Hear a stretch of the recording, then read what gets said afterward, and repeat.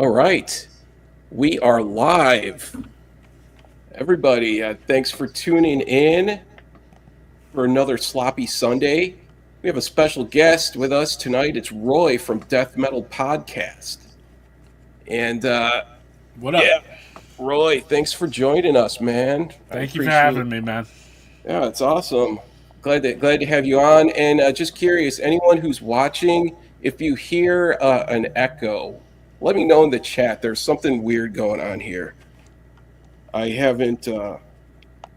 I've done all the troubleshooting that I could think of, and there's still a little bit of something here. But we're casual here on Sloppy Sundays. And I got you live on my personal Facebook too. So what's Okay, up to all my right. people out there? Anyone watching? How's it going? Yeah, awesome. Going good, going good. Sloppy Sunday. Yeah, man, totally. I didn't even shower yet this morning. I haven't even showered, so I smell terrible. That's the way it should be. Yeah. I last night I was watching your stream a bit, and I pulled a couple CDs and records that Okay. maybe I'll show that kind of relate to some of the stuff that you were talking about last night on your stream. And let me see here. I see a So, lot of stuff in the background, man. That record oh, you have on the shelf right there has been one of my favorite new records to play on Spotify because I don't know the record. the Wizard one. Yeah, the Wizard. Yeah. This is. I've been listening Fuck. to a lot of Electric Wizard lately. I was a big fan, like probably about 15 years ago or so, and I kind of just got burnt out from Wizard, and um, after Witch Cult Today, I started to kind of, but also at that time too, I was smoking too much and kind of needed to, Mm. I needed to make some life adjustments. But I've been getting back into Wizard, and I really like that one. It's really good. Yeah. So, Yeah, like a um, live in the studio one where oh they yeah, play old songs, but there's like a new ring on them, you know. yeah. It's a good album. I'm a big Electric Wizard fan, and I'm hoping to talk about them more coming up in some future shows. And I also have a something that I picked up recently. In Newthgrush.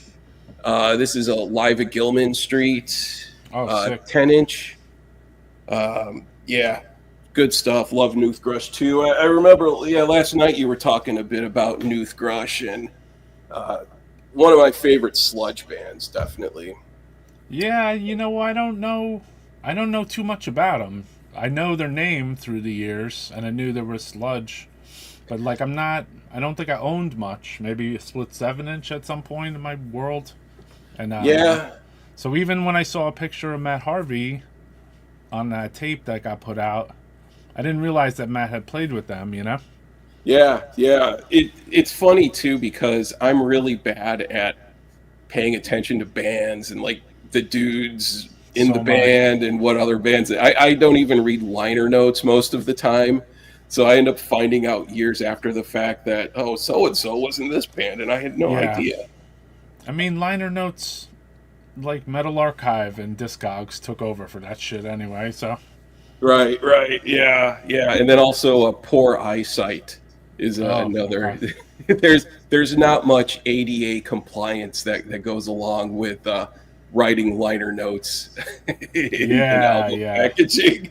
They're pretty small. Yeah, but It's rough.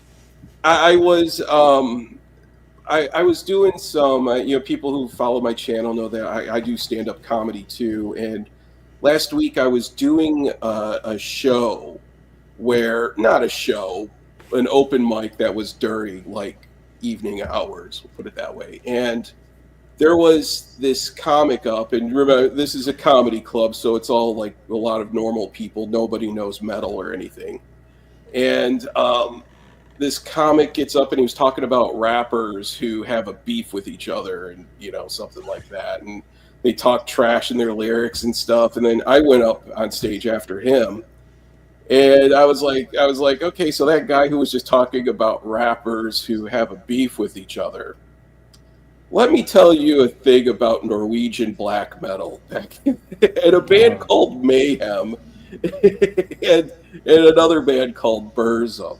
And Mm. I tell the whole story about Dead committing suicide, and then Euronymous goes in, and what does any reasonable black metal musician do? You take a picture and then use that picture on the cover of your demo tape. Right. And then the story about Varg who went in and killed Euronymous, all this, and then I was like, and you guys thought Tupac's murder was controversial. Oh. You were dropping a bomb over there. Oh yeah. Well, And the nobody really. crowd. Yeah, it definitely not a metal crowd. There was just kind of more of like a look of shock in people's faces, like when I tell the story that Right. things actually go to that extent. But yeah. Anyways, it was all right, and looks like we have some more people in the chat here. Who do we have here? We have Pumping Vinyl, Morgan. Hey, what's up, Morgan? Morgan. Is that Morgan in the thumbnail? Yeah, that's Morgan. That's What's Morgan. up, Morgan? Hey, all right. Wilson is with us. Hey, Bob. Bob Kelly, a man with two first names. What Oh, up, boy. Bob? All right. Everyone, thank you for tuning in. And I figured, what would be cool is get Roy on the show. Roy, I've been watching your podcast for quite a few years now. How long have you been podcasting on YouTube? So I made a New Year's resolution, and then I basically created the channel on New Year's resolution, and then within like, I don't know if it was the same year, a couple months later, like I did a live interview on jamming out all badass, and then like Okay. I realized like, man, I could really go and talk a lot, like I realized like I already knew that I could talk a lot, but the thing is, once I was like exposed to being thrown on his show and talking about my demos, answering questions about Necroharmonic, I realized I was like, you know what? Like I already had planned to do this, but I had scomped up the YouTube name, and then I was trying to scomp up like the Spotify name basically, because I was thinking this is going to be an audio thing that I'm going to do. And then I did an interview with him, and I realized almost right away, you need to fucking set up your own shit with this, like you have the name already, you have a decent name, why don't you just roll with this, Right. And then Yeah. within X amount of weeks, I figured out the softwares, used the same software he was using. And then I had a shitty fucking mic that Roger from Mortician gave me for like $30 because me and him were going to podcast together. So I used that. I used the same fucking webcam that I had for fucking like 15 years maybe. And it's the same one now. And basically I did a few test run interviews with people offline, which I showed on this past New Year's.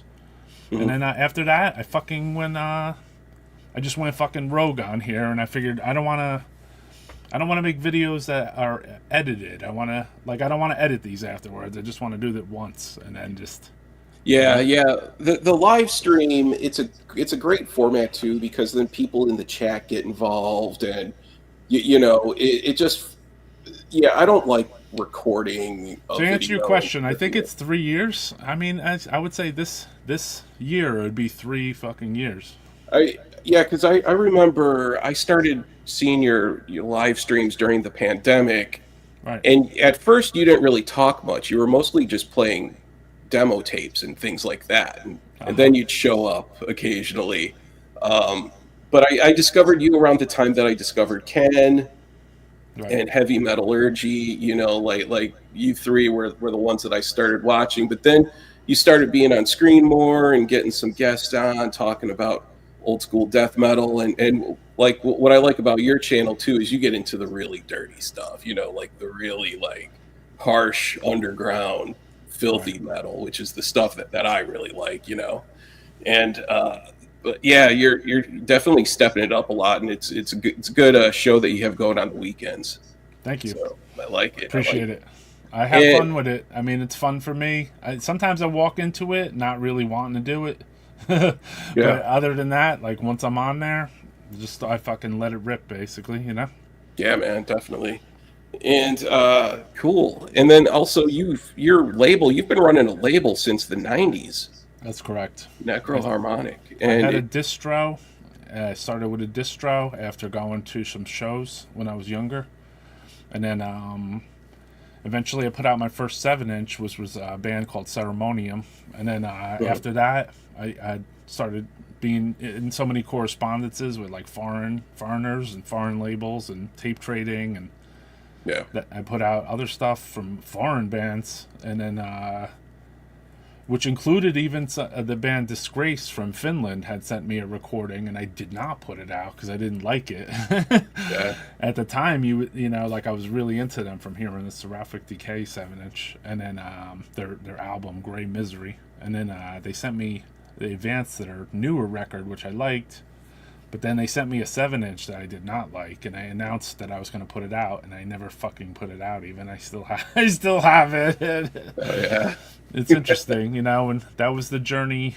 I started with vinyl, you know what I mean? Well, I started with tapes, technically, on the distro, but I had put out vinyl back as my first stuff, you know, because the label Seraphic Decay Records, I asked the guy, like, where did you press these vinyl at? And then he told me the name of the factory he pressed his records at. And I went to Yeah. the same fucking factory and made my records. Was it Pirates Press? It was Bill Smith's Custom Records from California. They're out of Okay. business now. They went out of business maybe like, I don't know, 8 years ago. Yeah. Okay. All right. Cool. Yeah. Well, I mean, not cool that they went out of That was the business. first It was- 7 inches I put out, and then as time went on, you know, I evolved to do fanzines. I evolved to do 2 fanzines, Flophouse of the Freaks. I started throwing shows. Then CDs were coming through, you know. And then the first release I put on CD was Autopsy, and I had known those guys because they stayed at my house in my apartment when I was like 18 years old or whatever. Oh yeah. On their tour, and I don't know, I might have been a little older. I might have been like 19, 20. And then, you know, I stayed in contact with them, and I was like, yo, man, these demos, I love the Autopsy demos. And I was like, can I put this out on a CD, you know? And then they agreed to let me do it. Well, first I did the 7 inch live, and then I didn't put my name on it because I was scared that Peaceville was going to sue me or whatever. Uh-huh. And but then I realized, I was like, all right, I think it's safe. And then when I put out my first CD, I put a Necroharmonic on it. So that was the first Necroharmonic, you know, release for on Nice. CD. And you put out some incantation stuff too. I own all of that stuff. Cool. Yeah. Good stuff. Definitely in Mortician. I have that too. Interesting story about Mortician.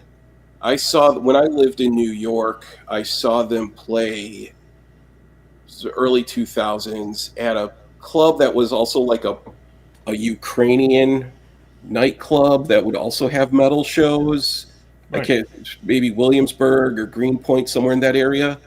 And I wasn't moshing during the show, but I was drunk and flailing around. You know, there's a difference. And I got slammed to the ground.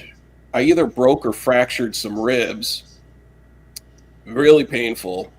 Then recently, like within the past month, I was getting a deep tissue massage, and a legitimate deep tissue massage.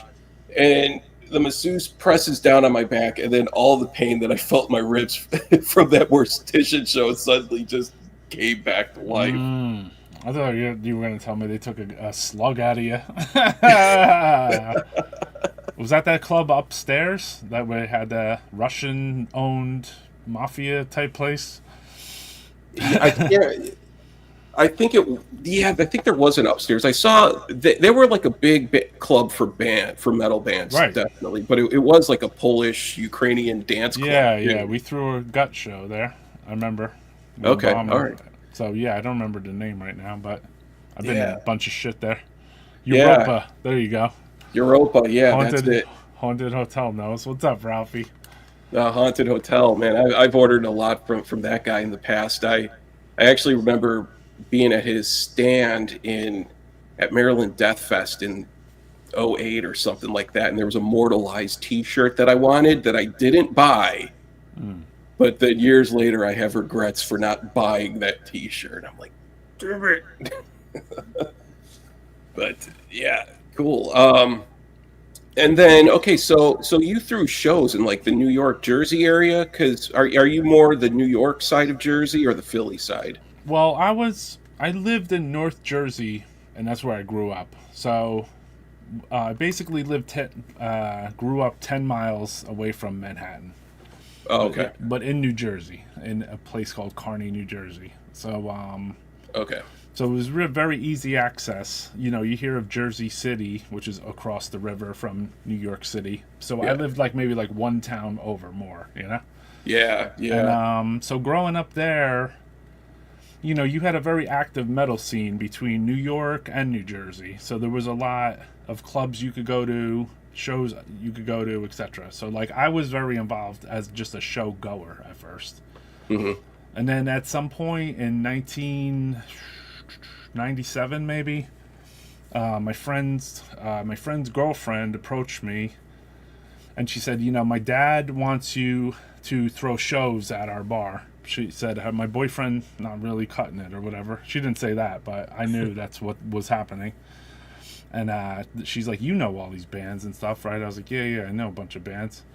And then she said, I said, are you really fucking sure you want Roy Fox and his bands and this music inside this club to be shown? Because, like, you know, it's gonna be really loud. It's gonna be really fucking, there's gonna yeah, be a lot of scary motherfuckers here. You know what I mean? It's gonna change the outlook of this club in a way. Like, I was like, you sure? You know? She's like, yeah. And I'm like, all right, cool. Like, so first show I did was like with like fucking Mortician or something, and then like Malignancy, I believe, and it was yeah, like I packed the whole fucking place, and then this was in New Jersey at a place called Hartley's, and then basically after that, the club owner and everybody was looking at each other. They're like, holy fucking shit, like this guy's a fucking a yeah, maniac. Like look how many people he just stuffed in the bar, like.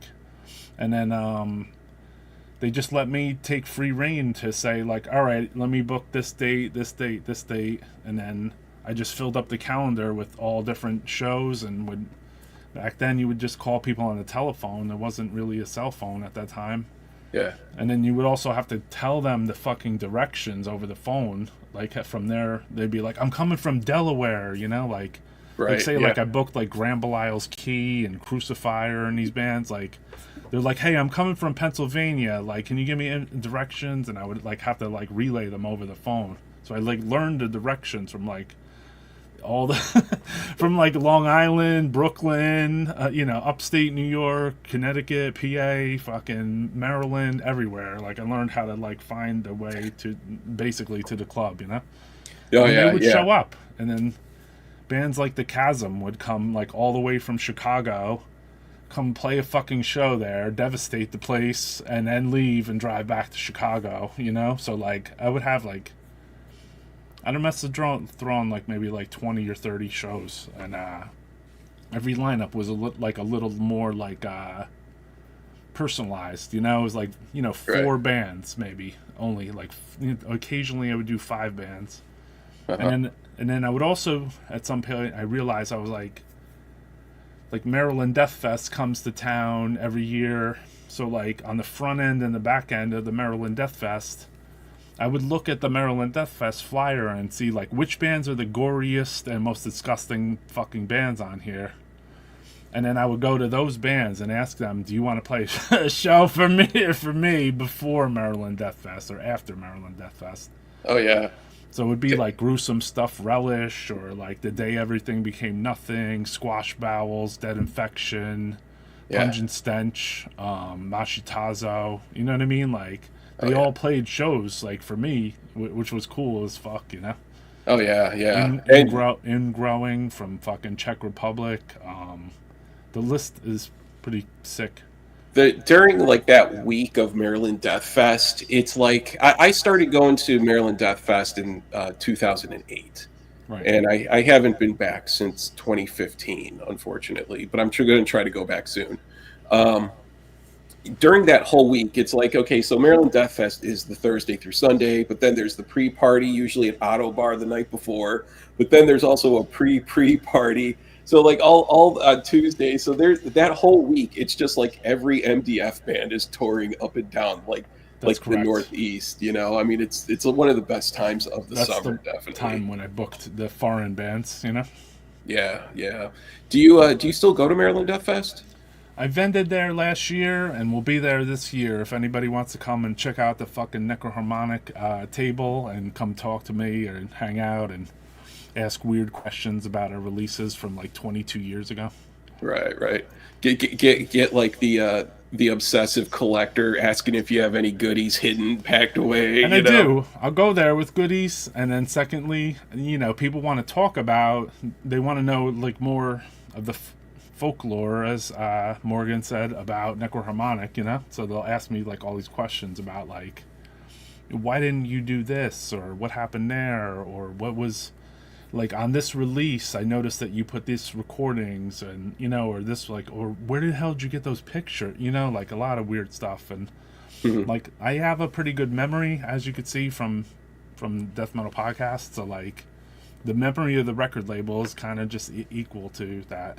So like, I love talking to people about, the label, and I like Yeah. to meet people in person. Like that's a big thing for me. Well, it's cool too because out going to festivals and stuff, you kind of meet a lot of the same people year after year. It's sort of like an Right. annual reunion of like metal friends and things like that. Have you been to Metal Threat in Chicago? I went to Metal Threat in 2022, and I did a small table there because I took a train there, and then I just filled up my backpack with like flags, and then I had a couple boxes mailed to Chicago. So Okay. like they let me have a little table there, and then but I was so enraptured with like the show Mhm. that I basically like I would just leave my table just sitting there. Like, and if somebody came, everyone was so honorable there. I didn't have to worry about nothing. So like, if somebody wanted to buy something, they would just come back and be like, "Hey, I want that," and give dough, whatever. So like, Yeah. I just left my fucking table like, like it was like whatever. Like I want to watch Sadistic Intent. I never seen him before. You know what I mean? So like the Metal Threat, that particular Metal Threat, and the upcoming one, like this was the only show in the United States where I felt like there's 24 bands on here I never fucking saw, which is Yeah. kind of rare because I've been to, you know, I've been to like a lot of Maryland Death Fests. I've been to like 14 or 15 of the 20 Oh esque man. Maryland Death Fests. So like I had seen so many bands beyond the ones I couldn't see because I was vending. Uh-huh. But basically, I'd been around or seen so many of these bands that, like, Metal Threat was like offering bands like I had never seen before, ever, ever, ever. Yeah. So It I couldn't vend the whole time. I'm like, no, I have to go watch this band. It's important for me to like look at this live, because I'm not going to see it again, basically. Yeah, yeah. After a while, it's thinking about like all the bands that I've seen. Only certain ones I can really remember from like MDF in the past and stuff. And now last year, I went to Metal Threat last year, Right. and the night, just one night, and that was when Sadistic Intent played. And Okay. So I was uh, at that. I was at that. oh, okay, all right, cool. Yeah. Cyanide I was also there for the played, whole and weekend from Thursday to Sunday. okay, cool, cool. Um, and I'm gonna plan to go this coming year too, Oh, but this year's ridiculous. I haven't even seen the lineup I yet. could skip Maryland and go there in my like as a fan, but as far as like vending, I go to Maryland to talk to people, and I don't Yeah. even give two shits about the vend. I mean, it's cool that people would want to buy stuff off Necroharmonic. I appreciate that.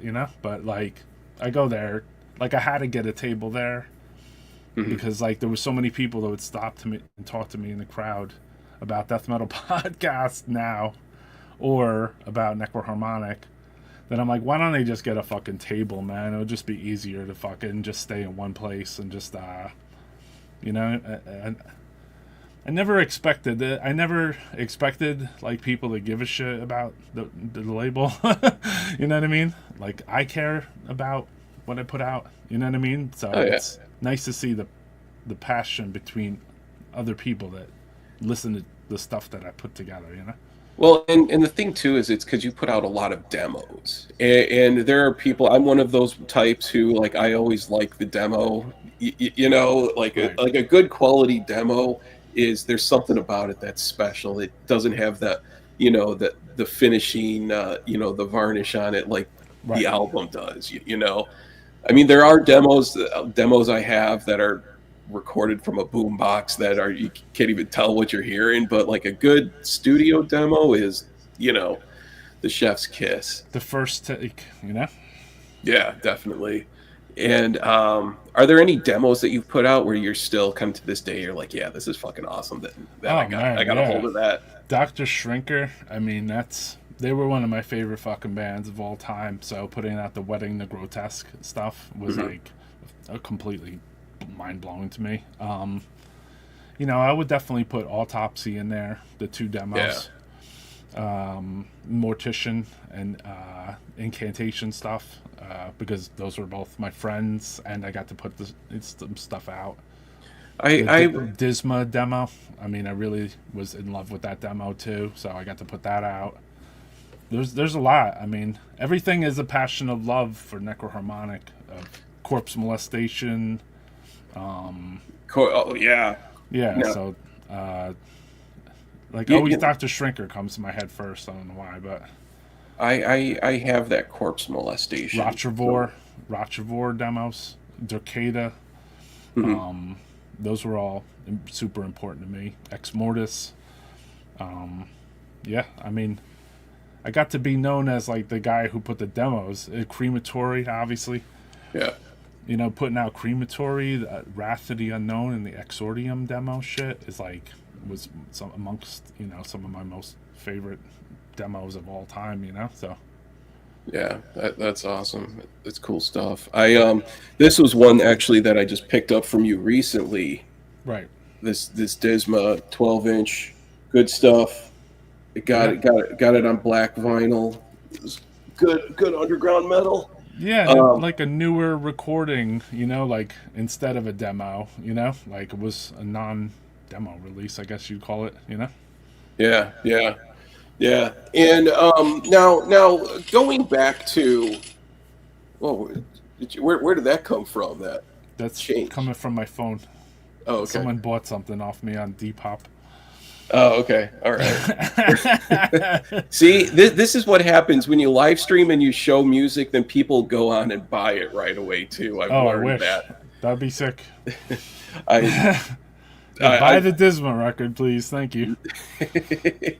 and yeah, I've seen that on Discogs too, where I'll show something and then I'll go on Discogs like a day or two later to maybe pick up a follow up, and they're all gone already. Yeah. Well, I go and do death metal podcasts, and then I watch bands get like signed and have shirt deals like within 2 days too. So I mean, I'm like an unpaid A&R basically on there. Yeah, yeah.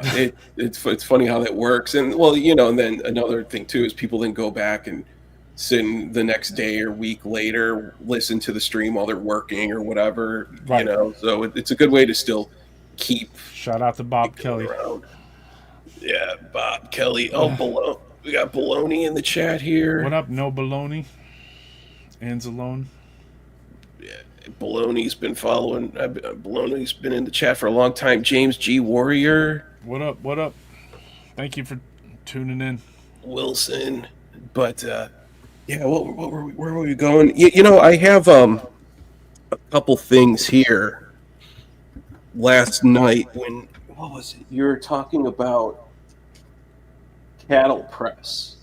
Okay. It reminded me of this one right here. I saw the Agoraphobic Nosebleed Cattle Press 12-inch on Bovine Records. Right. I Sweet have a LP. Yeah, Bovine's long gone. I don't think they've put anything out in years. I still have like an Ulcer LP off of a Bovine and stuff, but this is just an absolute banger. Yeah, right here. Cattle Press was good shit, man. Really good shit. I had to pull it when you mentioned Cattle Press last night. I was like, holy fuck, I forgot about that. Yeah, they're good friends of mine. I mean, over the years, every morph of them too. Like Hmm. from day one till when it was a drum machine, Eddie and Javier from Sin that I played Sin last night actually, and then eventually they became a band, and Joe Capizzi from Eviscerate, Abba Horror, and then they pulled together the two bands to be Cattle Press, which is probably what you're listening to there on those recordings, and then they went to a real drummer, and then there's multiple. There's a second recording of that thing you were just holding too, which I Yeah. had like the rough mix of, and we've like looked over and analyzed Candle Press's like let's call it discography. Right. And there's like so much to it, it's almost hard to put a handle on like putting out a demo type discography. You Hmm. have to really think about it, like because there's so much material, and there's unreleased material that predates the demo, even like them live at CBGB's with the drum machine. So Uh-huh. it's some incredible stuff that the band put out. Ed from Cattle Press, I've known from uh, either I don't know if he was in the car on the ride to the Day of Death or he was online at the Day of Death, and we first like had our jokes around because like there was a guy that showed up and he had like a bootleg Metallica shirt or a bootleg Slayer shirt on, and like it said like instead of it saying like Metallica, it said like it said in the Metallica like lettering like ride the lightning. Yeah. And then and we were like, yeah, ride the Metallica Express. And after that I bonded with Ed, and then he ended up playing in a band called 13 also as the Oh bass yeah. player. So Hmm. doing Cattle Press, giving me the demo, and then myself and Oscar from Ceremonium, we would listen to that demo like religiously every day and smoke our fucking marijuana and shit, and just completely just absorb ourselves in the Cattle Press demo, and it was a drum machine demo, and just Hmm. heavy shit. Yeah, I'm gonna have to go back and listen to that. I Shout haven't out to listened. Ed. Yeah. I haven't listened to that in ages. I can't even remember. Is this version with a drum machine? Like the No, original no, it one? shouldn't be. It's with a No. drummer. They Okay. only their demo is with a drum machine. Okay. All right. Cool. I'll have to go check that out. I have a CD too that somewhere. I Yeah. have all of this in the background, but none of Hordes it's of the organized. Abolish. Okay. Yeah. Yeah, they have Yeah. that full length CD, Hordes of the Abolish, on Hydra Head. Yeah. Awesome. Awesome. Um, what was it? Yeah, Okay. 13 Alicia's Doom Band. That's correct. Eddie was bass player in the later morph of that. Somewhere down the line, towards the end. Yeah. Yeah. When it was a non all female band. Thank you, man. Thank you, Bob. All Thank you right. for anyone that's in the chat. Bring Smasher too. Yeah. Your channel fucking rules. So like, it's other YouTubers sometimes that were influencing me in a way, but I mean, to be honest, I wouldn't watch the whole videos because I didn't want to feel any kind of like too much influences. you know, Yeah. it's just that I thought it was cool that there was people getting in the space of what would be like a fanzine online, kind of Hmm. like what we're doing now. Well, And I like it talking too. about. Yeah. Oh, yeah. Totally. And you've done a couple shows too where like you have old flyers, that you've shown and stuff, and I've held on to a lot of stuff over the years, flyers, and God, I have like a stack of stickers like this that Right. you get the sticker and it's like I don't. What will I ever put this sticker on? I don't know. And I've lost stuff over the years too, but it's cool just looking through old flyers and stuff because back then, in the '90s and stuff, that things felt more authentic. Nowadays it's just a lot of just social media posts. Yeah, Like the because you had kids. seen people's actual like handwriting. Yeah, yeah, yeah, and Felt more personal. yeah, it's like the kids in metal nowadays, when they're old and reminiscing, all they're going to have are just Instagram posts of like flyers and stuff. Yeah, But it, yeah. Things change. I mean, yeah, somebody hopefully is out there archiving them in a way, and they'll bring them together. And I'm hoping, Hmm. I'm Yeah. hoping someone's farsighted enough to think to archive what they see out there. Yeah. Yeah. I mean, it's going to be out there forever. So, Right. what else was it? You were also talking about catasexual urge motivation. Right. I have some of their stuff. Actually, this was one that I just picked this up recently. FOAD Records Right. reissued this one. I have a couple CDs that are just collections of a lot of stuff of theirs, but they're another one too. One of those drum machine bands that killer stuff. I didn't know anything about the guys in the band outside of Catasexual, but because now you put out a demo of theirs as well, right? Yeah, at some phase between doing 7 inches and doing CDs, I was in. I got back into doing like first I started with cassettes, then I went to 7 inches, then I went back to cassettes again, Hmm. and then I started. I put out a cassette which was Catasexual Urge Motivation Goropsy split tape, hand numbered to like 200 copies. It was the first time I had used like a color photocopier at my work, where I like that was like something I could buy at the over the counter in the fucking, in the store or some shit, like a Hmm. printer with that printed color. And then so I'd make the covers with that and fold them up and dub the tapes and then send those around. And I put out some cassette release with them. And then but the thing is, I was like really heavy tape trading with this band.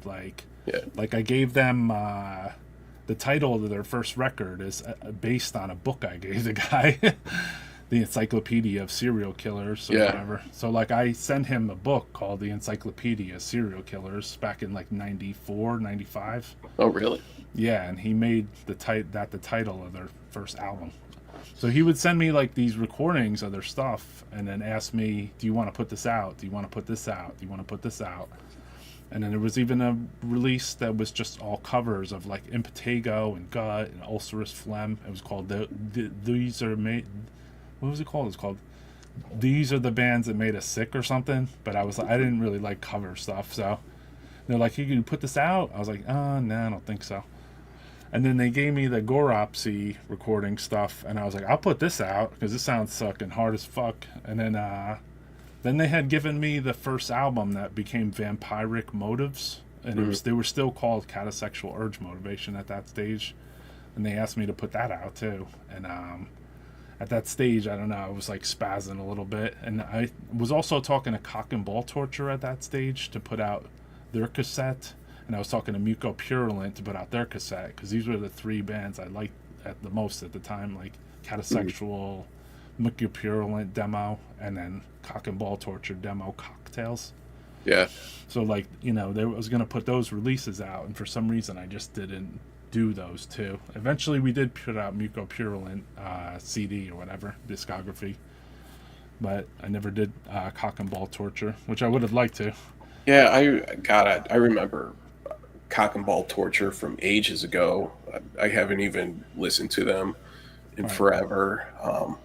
Yeah, I've always been kind of like my taste in underground metals. I've always leaned more towards grindcore for a lot of stuff. So it's like some of the grind stuff that you're talking about. I'm like, holy shit, dusting it off of out of my memory from years right. ago. Um, Now, one question for you. Oh, let's see here. Here's one thing too. Did you have a history with Seth Putnam? Oh I know yeah, that. Yeah. oh yeah, yeah. I mean, I met Seth Putnam on a in Texas when I drove to Texas with Incantation to do the tour. They did a tour with Anal Cunt and Phlegm, and then we drove to Paul Ramirez from Splatteria's house in Houston, Texas, and it was the first time I met Tim from Anal Cunt and Hmm. Seth, and at the time Fred, who played in Phlegm, was also an Anal Cunt. So that was the first time I met those guys, and then within a day or two, I was at shows they were playing in Texas. They played a free show at this place called the Pick and Pack that you get paid a case of beer to play. Mhm. And I noticed that Seth took his shoes off and went in this fucking pit and started playing. And someone threw a fucking someone ran up and threw a fucking bottle at the floor as fast as they could because he was standing there with no fucking shoes on.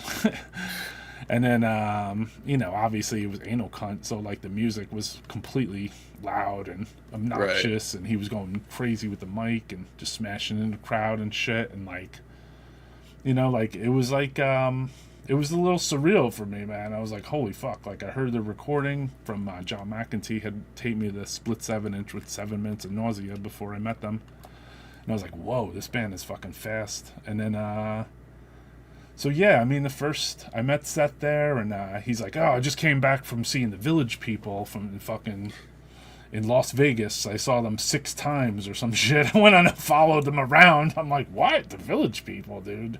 You know? Yeah, yeah. I heard he was a huge Village People fan. Yeah. So that was confusing. I had a 7-inch. I don't think I have it anymore, but it was called "Someone Is Bald," and Yeah, it was Howard is bald. Howard is Bald, where they were just doing karaoke over a Bee Gees song. Right. Um, yeah, it was.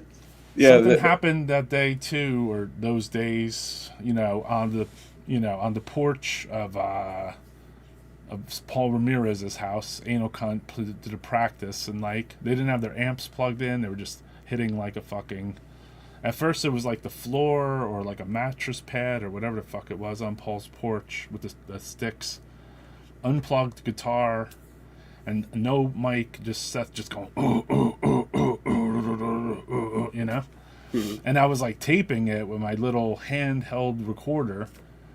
And then afterwards, he's like, "You taped that?"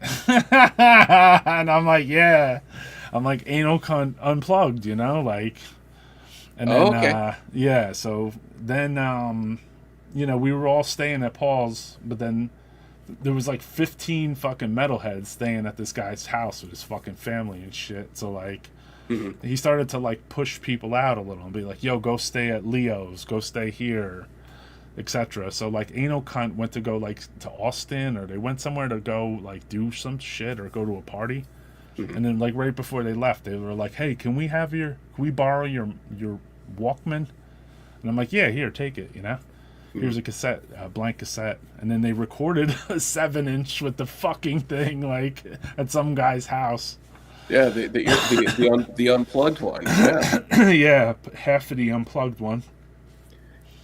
and I have a few because Seth was also running a label to Wicked Sick Records. I Right, have a few Wicked Sick releases, right. um, and those were all just like uh, I have like the 110 song EP. I do have the Wicked Sick pressing of Picnic of Love. I Cool. have 2 copies of Picnic of Love, which I adore that album. I Right. think it's a masterpiece. And it really kind of gives you kind of some insight about, Seth's sense of humor, Oh, yeah. that I think a lot of times there are other things that people There's kind of so much can't to look laugh past. about with him. Basically, like he Yeah. was like laughing, fucking like it's hard to explain him in the whole, but like Mhm. even in after he had his coma, like I was at his fucking show and I met his mom and his aunt, and like he was still cracking jokes, and you know what I mean. The guy was a fucking maniac, but at the same time, like he never like he was just cracking jokes constantly, dude. Like, Yeah. he had all these different band names, and he would talk to me about fucking cancer. He's like, "Cancer, fucking cancer." Yeah. He's like, "You like cancer, man?" you know? Yeah, So, there's kind of like in a way if I mean, I have a bunch of AC stuff, and like everything is gay. right. You look divorced. I mean, it's like his style of writing song titles because the humor was all in the song title, Right. and it's like there's a flow where it's like, okay, if this guy never was into music, he could have made it as a comedy writer. He really could have. Oh, yeah. There is true natural comedic talent in the way he wrote song titles and And lyrics. Tim, to a point. I mean, you got Hmm. to throw Tim a little bit in there too, because he's pretty fucking comedic too, and he's kind of like the underlying comedy act, you know? Yeah, yeah, I really like his band Burt Bacharach that he has Right. going. It's really good stuff. It's good to see that Tim's still into music, you Yeah. know. And Fred. Now, here is another Seth project that years later I think is brilliant. It's so good, and that is, now I'm not a fan of the album cover, so I will cover this up, but Full Blown AIDS. Okay. Um, this is an absolutely incredible sludge album. I mean, it is like, um, I've had this for a long time. I don't even know. Was Fred in this one? I But don't think Seth, so. I think John was in it, or I'm not even sure. Maybe the dude that fell off the escalator. okay, Josh John. was, yeah, Josh on drums and Paulie on bass. Oh, Paulie. Okay. Yeah, Paulie. Okay, and Paulie and Seth have been in multiple bands together. So yeah, shout out. Yeah, what's up, Paulie? If you see this. um, and this album is just absolutely killer. I mean, for just like Seth's style of vocals and the way he can growl and scream, but he's playing guitar too, which you Right. never really saw him playing instruments, you know? And Well, it's he was a really just guitar player of Post Mortem, a band from 1987 on New Renaissance Records. So he was mhm, actually a guitar guy and whatever. yeah. Yeah, I didn't know that. And but this one is just such a great sludge album. It really is. Right. It, but They liked going sludge. Yeah. my cat just woke They up could from a nap. grind and they could sludge. I'm You got sorry. quite a record collection back there. Oh, What's your cat's name? naughty Benny. And he just woke up from a nap. Anytime I live stream and he wakes up from a nap and then now he's He crawling wants to all be over the the place. star of the show. I get it. Yeah, My and cat has also joined the live stream. yeah, he's a bad boy What too. up, Benny?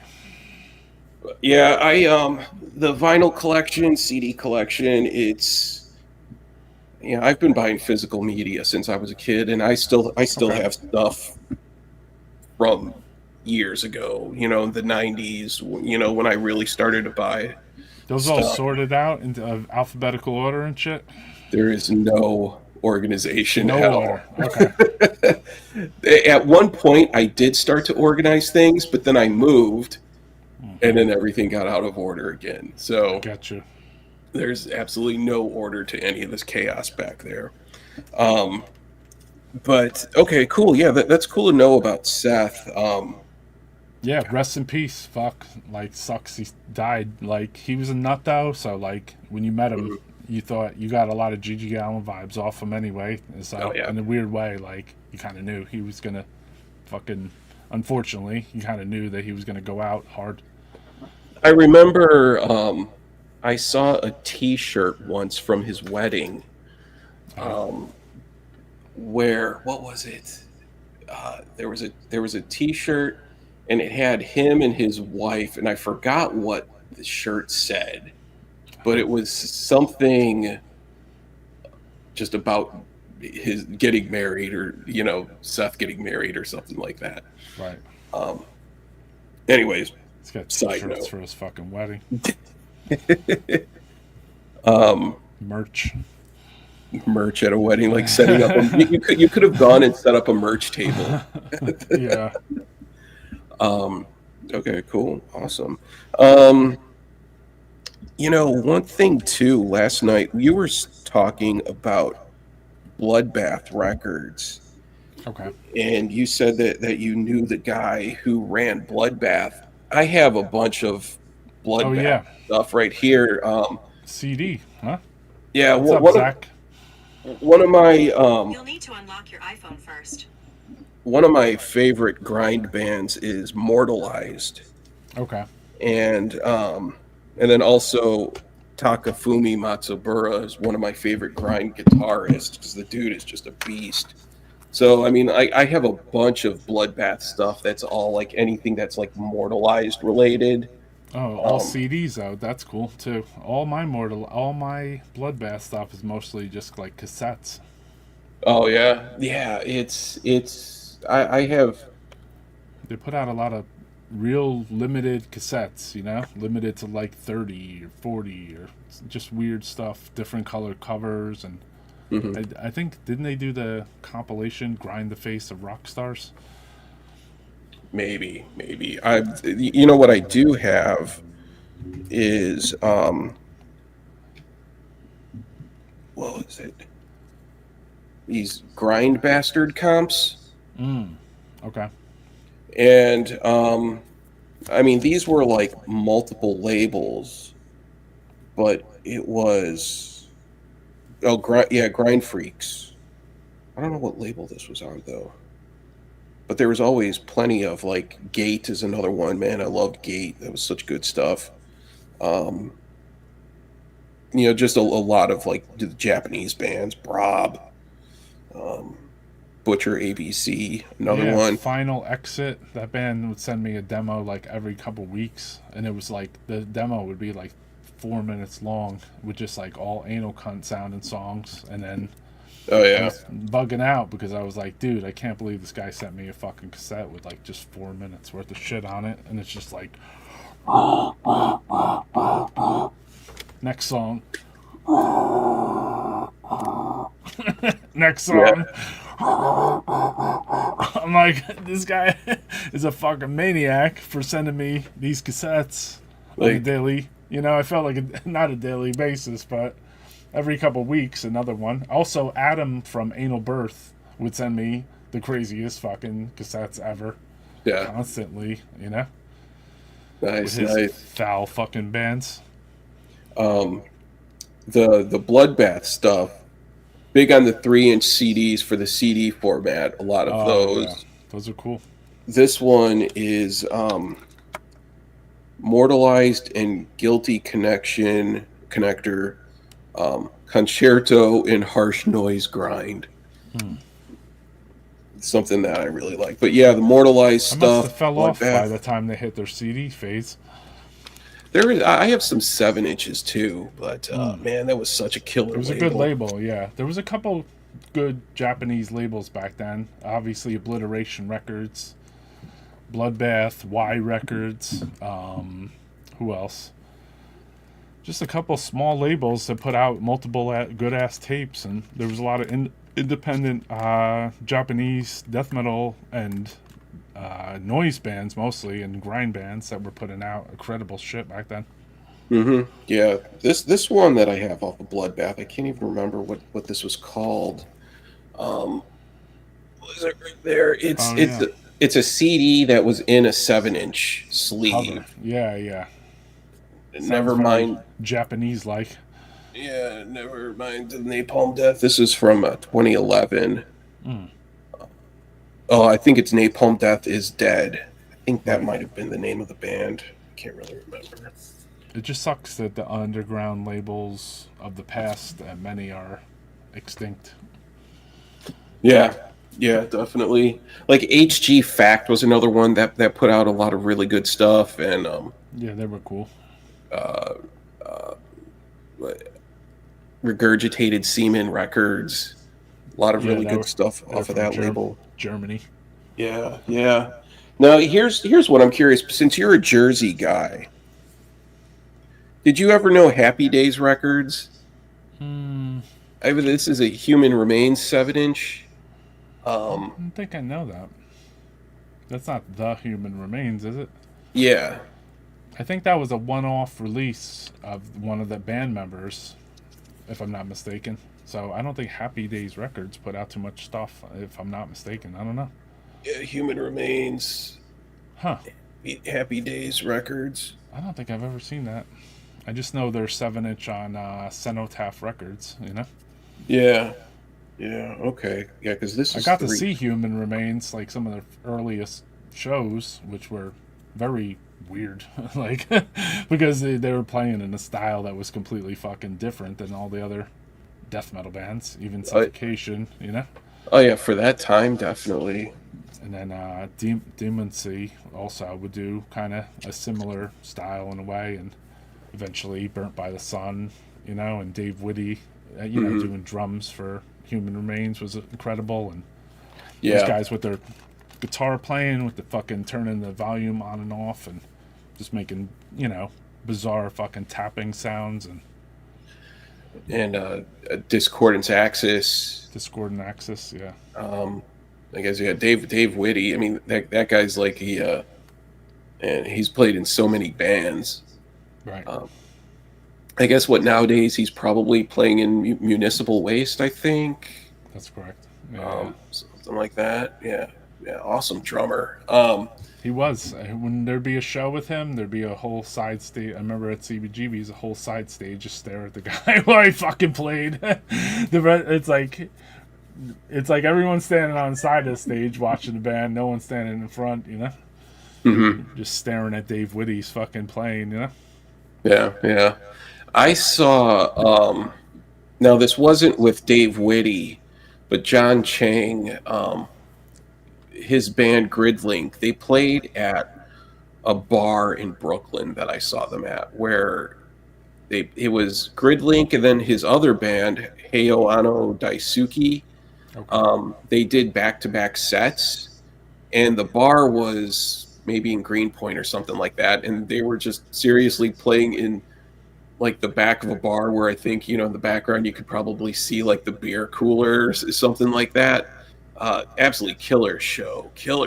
I think probably maybe I don't know who was playing drums for them, but I know that the dude who played bass in Human Remains was playing bass when they did the Hayano Daisuke stuff at that show. I think Ted, what Okay. was his name? Yeah, I know he was there, and maybe Takafumi Matsubara might have also been playing with them for those I remember shows. Ted from back in the day, just from Yeah, going to old Human Remains, ripping corpse shows and shit. yeah. He played in the Burnt by the Sun stuff too. Right. Well, they Yeah. played a Burnt by the Sun. They played a show for me too at Hartley. So Okay. Awesome. How long did you have that club going? probably like 3.5 years or so, from like Hmm. '99 to like 2002, Okay. approximately. So I did a show like every 1 to 2 shows a month, basically. For obviously I skipped some periods here and there, but yeah, I mean I threw like probably like 20, 30 shows or something, maybe like 30 Hmm. different shows. Okay. Yeah, it Yeah. was awesome. I mean, I was, there's a lot of people that tell me that like I filled some kind of gap of people getting out of death metal at that stage, and then I just did this, and it kind of like rejuvenated some kind of little thing or something that wasn't happening in New Jersey. Hmm. You had a lot of bigger places. You had like Studio One, where it was kind of like a sell your tickets, pay to play type place, and you got to play with a bunch of fucking posers. Hmm. Then you had Obsessions, which kind of had like the tour bands. So if you're like Cannibal Corpse came through or something, then they would play at like Obsessions. And then eventually Studio One would do shit like that. And then all the other shows were like in New York. So Jersey was like its own entity. Yeah. So I basically went there and I rented a PA for the first show, realized that's too expensive. So by the time I made $50 or whatever, and then the club hired me to be a doorman, I made $100 at the show, and then got free beer for all the bands, and then I would take my $100 and go buy like music equipment, like to set up my own PA at the club. Hmm. So I bought like a PA box, I bought like speakers.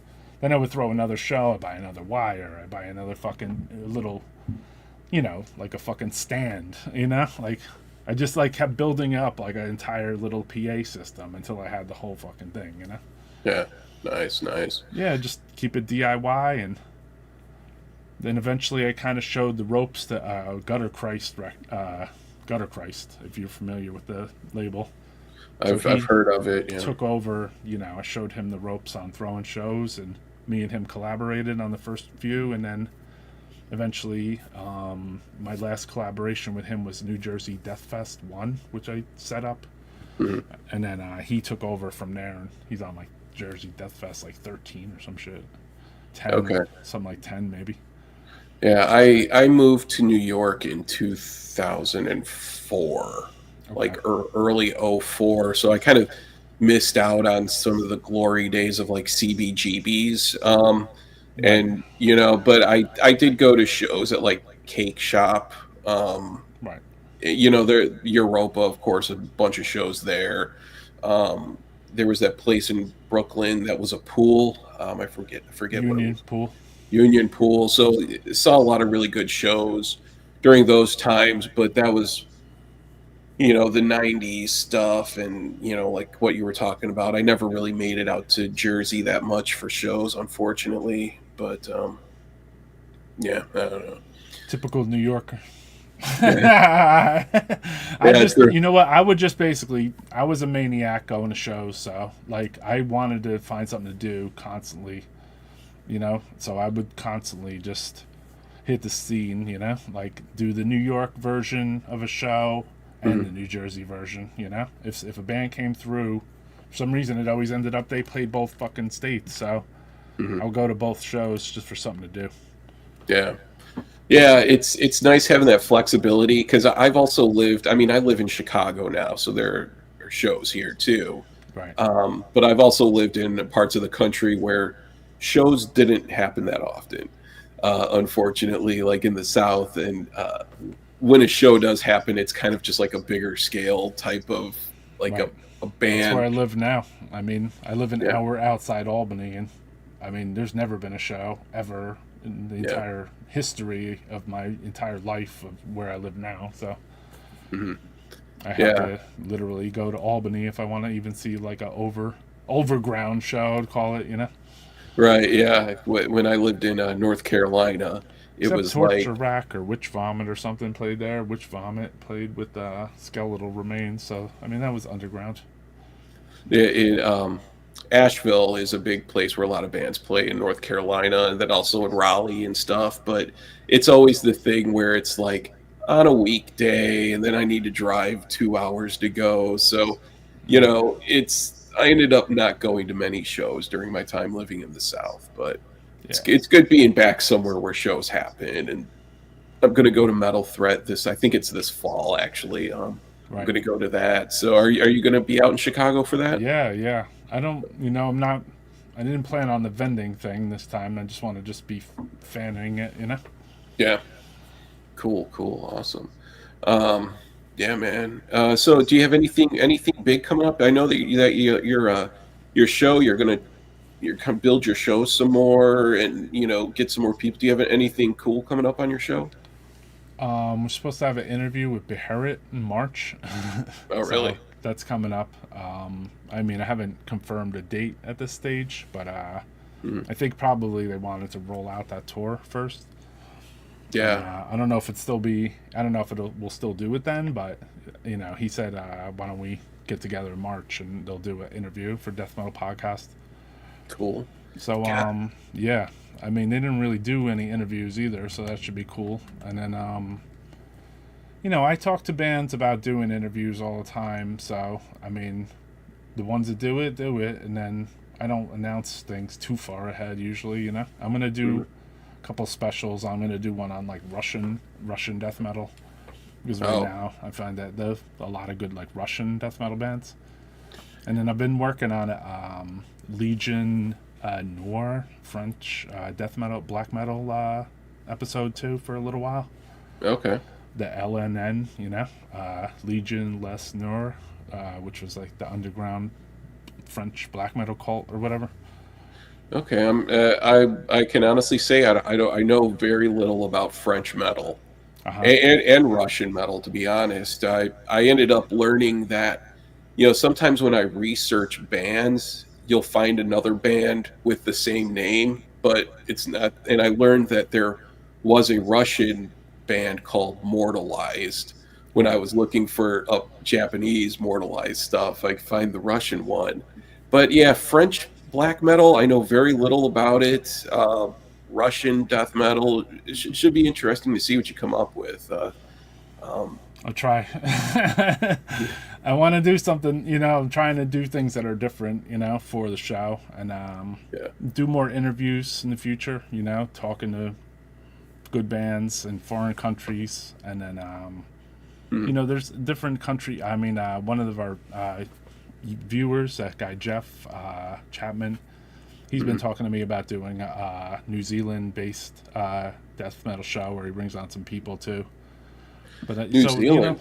trying to just branch into another fanzine show, another collector show. You know what I mean? Like things that talk about stuff on there that's just like beyond Metal Archive or beyond Yeah. Discogs or beyond Facebook or Instagram. That's like that's what it's turned into a little. And then I mean, I feel like I could talk about a lot of it, but then I also feel that the fans that watch it, or maybe people I bring on, can talk about what they know too. I mean, like Yeah. Ralphie from Haunted Hotel is a good example in the chat. Like, he's into certain subgenre, even you, that I don't completely follow. Like I'm not.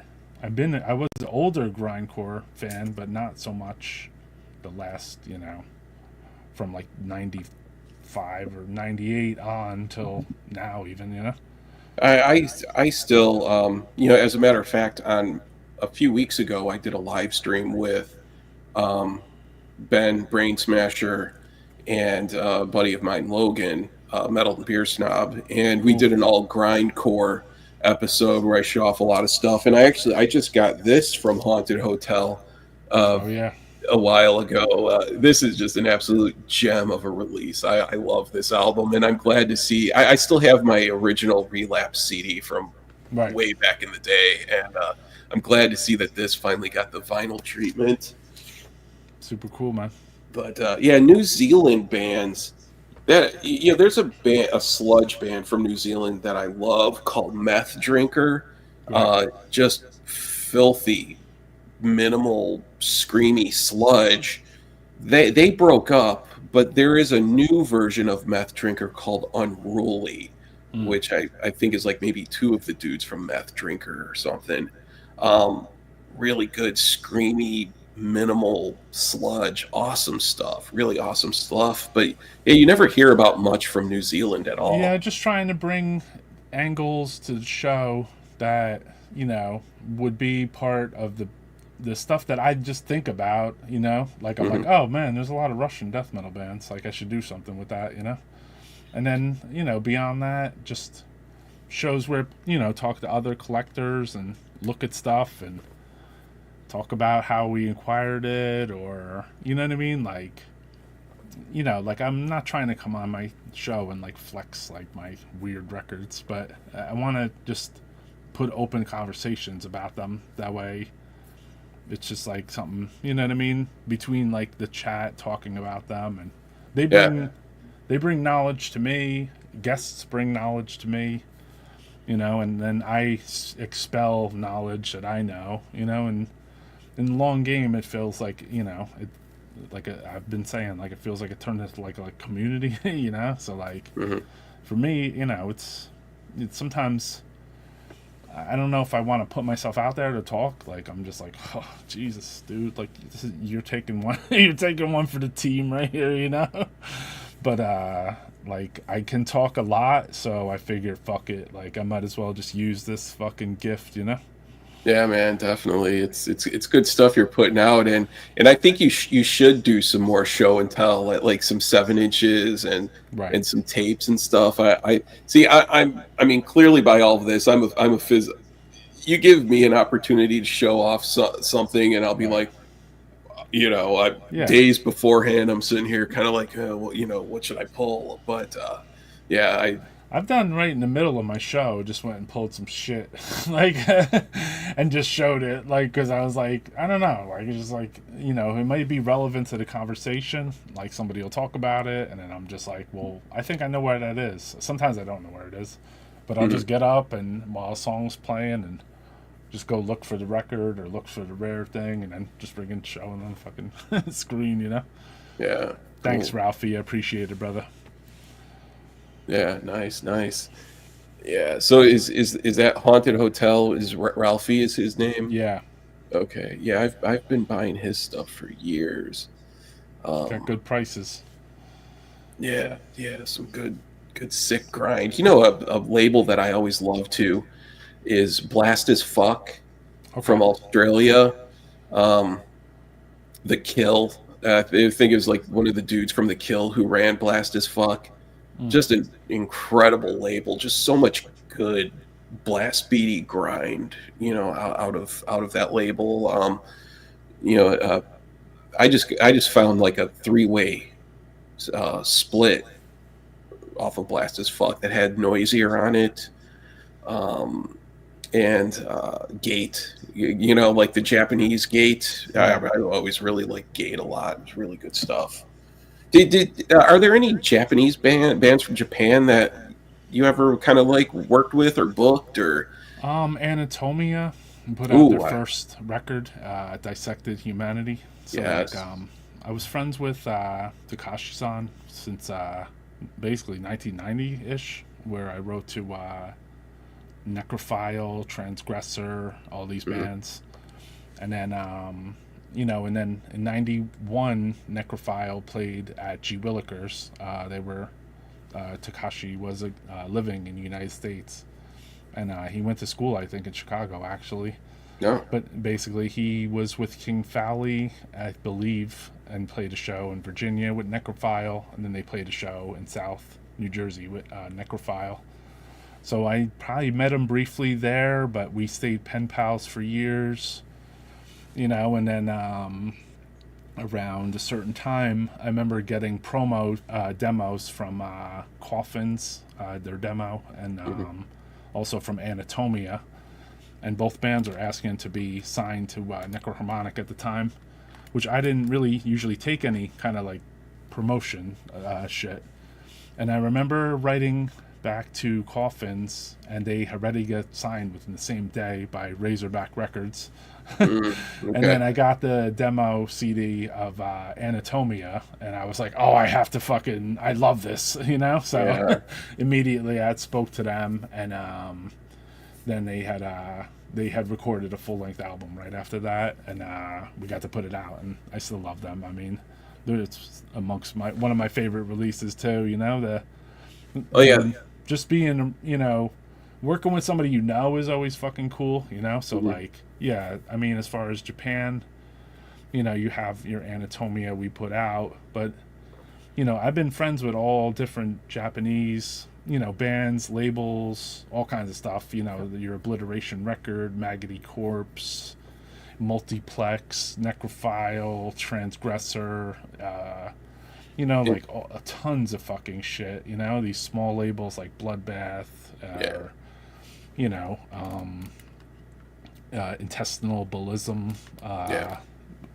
just like I would just write to all everything. Like I was really obsessive when tape trading and writing to bands was cheap. Right. Right. So if I saw a I flyer and it said Japan, I was like, oh shit, like I got to write to this. Yeah, Japan's one of those parts of the world where just so much awesome metal has come out of Japan. And Anatomia, I love Anatomia, by the way, Right. and Dissected Humanity. I have that their first one on vinyl, and so you put that out then, right? No, Nuclear War Now put it out on vinyl. So Okay, I put it out on CD maybe like 10 years before that or whatever. They that's would okay. just basically take our releases, put new covers on them, and act like they put it out for the first time, basically. Okay, because I have three CDs Right. of Dissected Humanity. So I have your release of that. Then there's a version with a different album cover that is the Nuclear War Now. Japanese one. Okay, then there's a No, it's a third one. US version, but yes. Okay, But there uh, are multiple cover Dissected Humanities, definitely. They've reissued it like probably like 9 times over different, like, in China, in Australia, Europe, US, etc. okay, Couple yeah, vinyls. There's another one coming out too, like a limited to like 2 or 300 or something also. yeah. With the original cover of the one that I put on the CD. Okay, all right. Yeah, because I have 3 CDs of that one, so I'm gonna have Yeah, to the go back and look at that. Anatomia Dissected Alive live recording on HMSS Records too. Yeah, that's a very rare one actually. That's only limited to like 100 fucking copies. They're live ones that were off of a label called No Posers, Please. Uh huh. Do you know that Yeah. one? I know the It, label. yeah, it's called No Posers, Please. So I like the polite way of it. No posers, please. Right. But yeah, Anatomia, man, I love that stuff. Cranial Obsession is another really cool album from that Yeah. I love, and um, I'd love yeah, to see come and do like a U.S. tour or something at some point. That would be sick. yeah, yeah, that would be really good. And they're a 2 piece, right? They're probably a 4 piece at the moment. You know, they've fluctuated between a 3 piece and a 5 piece at some points, but I think they're a 4 piece at the moment. Yeah. Okay. Okay. Yeah. Awesome stuff. Um. Cool. Anyways, I think so. We have 20 people watching right here up on YouTube. Everyone who's been watching, thanks for tuning in. And what do Thank we you. have here? What are your thoughts on Japanese? Well, pumping vinyl. I pumping vinyl comes from the audiophile side of the community, and Cool. underground metal's not really audiophile type of stuff. But Japanese pressings, the way that they master stuff is that it's not as punchy in the low end. Mm. Is sort of kind of the tradition of how Japanese vinyl is mastered, and we're talking along the lines of like all music, Right. Steely Dan, stuff like that. There's just different, but the quality of the pressings themselves, like the compounds used to press the vinyl and everything, and The the black way that vinyl. yeah, it's all like top notch I like stuff. the OBI or OB strips. Those are sick. Yeah, Obies, man, yeah, Obies. When I used to see those when I was younger, I was like, wow, that's an exotic looking fucking record, you know? And then when you come across one that is should have an OB, but it doesn't, then you just don't feel complete inside if you don't Oh, have the OB. gotcha. Kind of like this one that I got. Is this another Bloodbath? This is a Swarm with 3 R's. Okay. And Oh, I got, Swarm, yeah. yeah, but it doesn't have the OB. And I'm just like, Oh, oh. yeah, OBs on CDs. Or a spine card, maybe, is what it would be called on for a CD. But Okay. who do we have here? Oh, Marty's in the chat. Chris, Party Cannon Moan with those. Yeah, I don't know where those balloons Yeah, I came saw that. from. That was sick. Um, I have the okay. Wilson has the dissected. That was wrap it up. No. Oh, We're good, you know what I mean? But like they're like, all right, wrap it up. we're at kind of like a little over an hour now. I think probably about hour 20 minutes.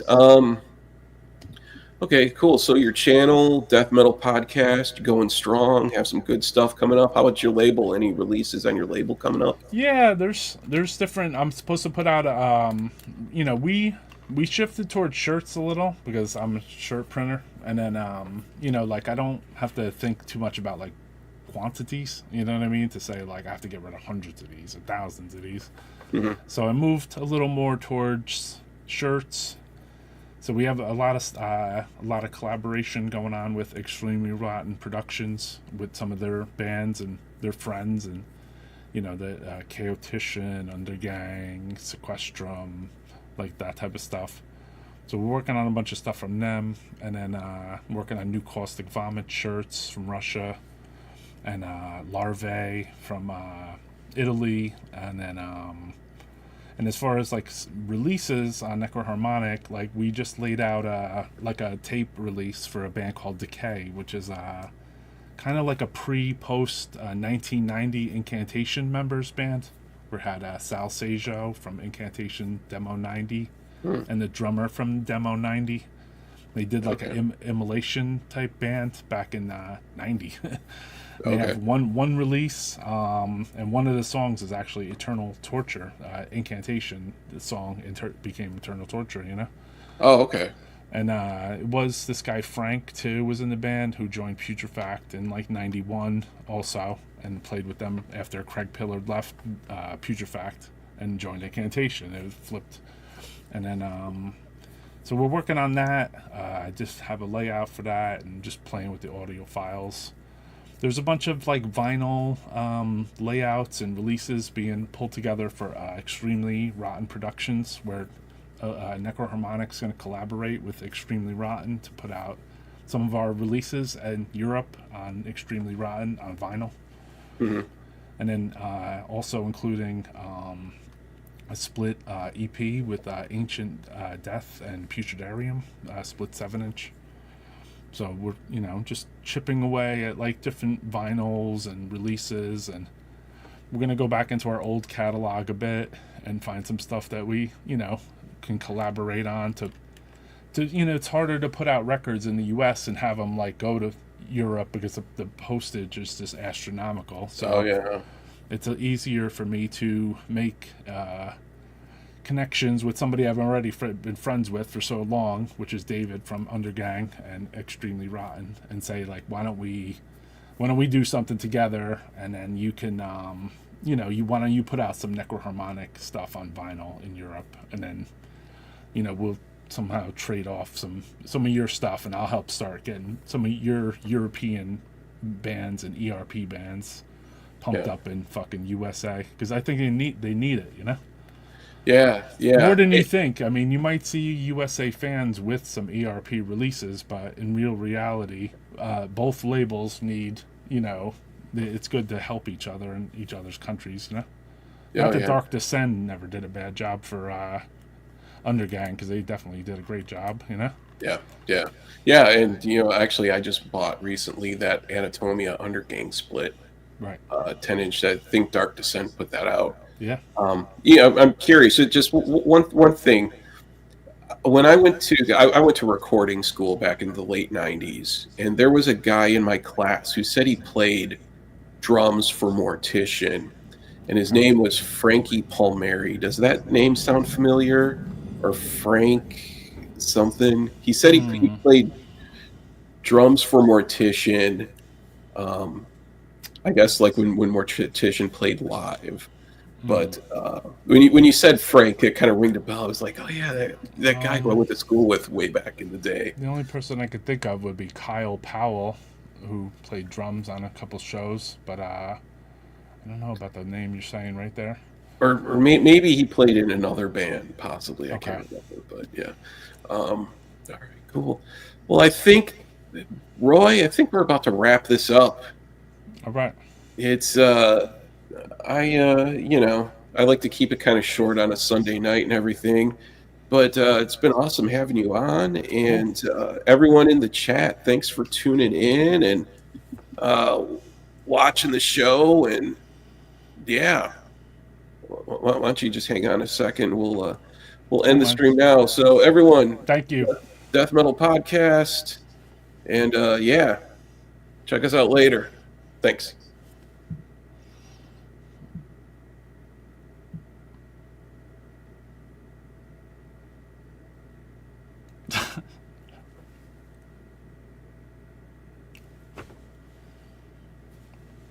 Thanks. Thank you, chat. What's up?